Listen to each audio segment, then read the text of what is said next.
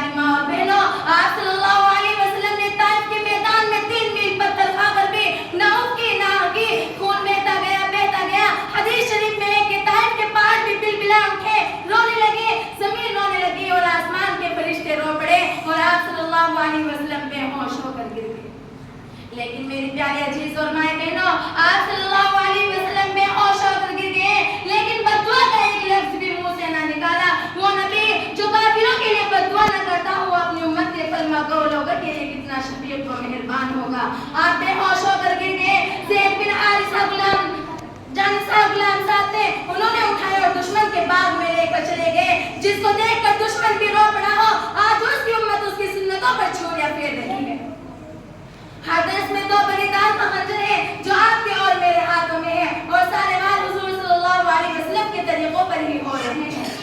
کہتے ہیں کہ زندگی کا ایک کرو تو ثواب، نہ کرو تو گناہ کوئی نہیں۔ غور کرو میری بہنوں، اگر کسی میل کا ایک پرزہ خراب ہو جائے تو کیا وہ میل چلتی رہے گی؟ بلکہ سائرن بجنا شروع ہو جائے گا، جو اشارہ اس بات کا ہوگا کہ فائٹ آ گیا ہے۔ تو کیا اس وقت یہ کہہ دیا جائے گا کہ کوئی بات نہیں، ایک پرزہ ہی تو ہے؟ اگر ہم ایک پرزے کی وجہ سے لاپرواہی اختیار کریں گے تو اگلے دن میل میں بھٹا بیٹھا ہوا ہوگا۔ تو میں آپ سے پوچھنا چاہتی ہوں، کیا میرے نبی صلی اللہ علیہ وسلم کی سنتیں ایک میل کے پرزے سے بھی زیادہ سستی ہیں؟ میری پیاری عزیز اور مائیں بہنوں، ہر نبی نے تنہا کر اللہ تبارک و تعالیٰ کو اپنا دکھڑا سنایا۔ آپ صلی اللہ علیہ وسلم بے ہوش ہو کر گر گئے اور باغ میں پناہ لی اور وہاں پر بیٹھ کر اللہ تبارک و تعالیٰ کو اپنا دکھڑا سنایا اور ارشاد فرمایا کہ اللہ میری محبت میں کمی آئی ہوگی، اے اللہ میں کام اچھی طرح سے نہیں کر سکا ہوں گا، اے اللہ تو نے مجھے کن لوگوں کے حوالے کر دیا جو مجھے پہچانتے نہیں اور میرا حق بھی نہیں جانتے۔